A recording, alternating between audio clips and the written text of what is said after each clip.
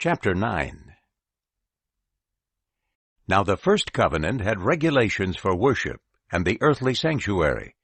For a tent was prepared, the first one, in which were the lampstand and the table and the presentation of the loaves, which is called the holy place. And after the second curtain was a tent called the Holy of Holies, containing the golden incense altar and the ark of the covenant, covered on all sides with gold,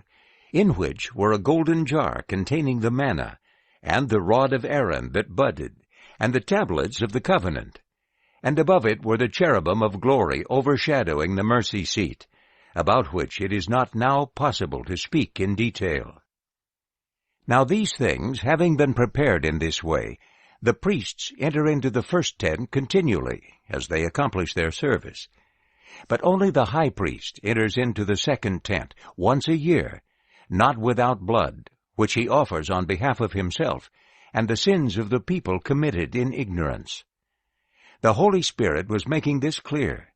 that the way into the holy place was not yet revealed, while the first tent was still in existence, which was a symbol for the present time, in which both the gifts and sacrifices which were offered were not able to perfect the worshipper with respect to the conscience, concerning instead only food and drink and different washings, regulations of outward things, imposed until the time of setting things right. But Christ has arrived as a high priest of the good things to come, through the greater and more perfect tent, not made by hands, that is, not of this creation, and not by the blood of goats and calves, but by his own blood he entered once for all into the most holy place, obtaining eternal redemption. For if the blood of goats and bulls and the ashes of a young cow sprinkled on those who are defiled sanctify them for the ritual purity of the flesh, how much more will the blood of Christ, who through the eternal Spirit offered himself without blemish to God, cleanse our consciences from dead works to serve the living God? And because of this, he is the mediator of a new covenant, in order that, because a death has taken place for the redemption of transgressions committed during the first covenant,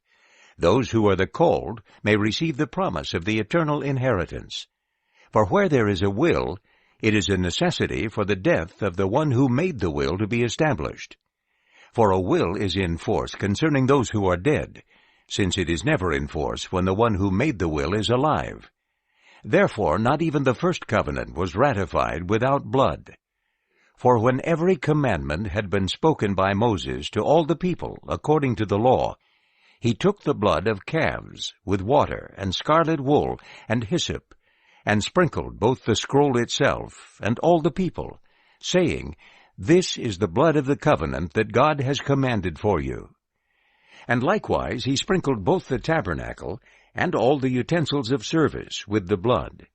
Indeed, nearly everything is purified with blood according to the law, and apart from the shedding of blood there is no forgiveness. Therefore it was necessary for the sketches of the things in heaven to be purified with these sacrifices, but the heavenly things themselves to be purified with better sacrifices than these. For Christ did not enter into a sanctuary made by hands, a mere copy of the true one,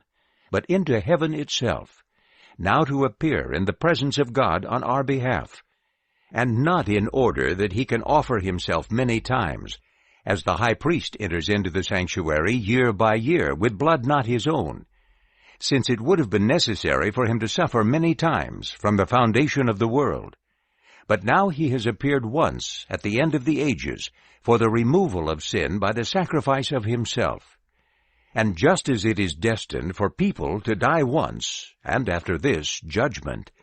thus also Christ, having been offered once in order to bear the sins of many,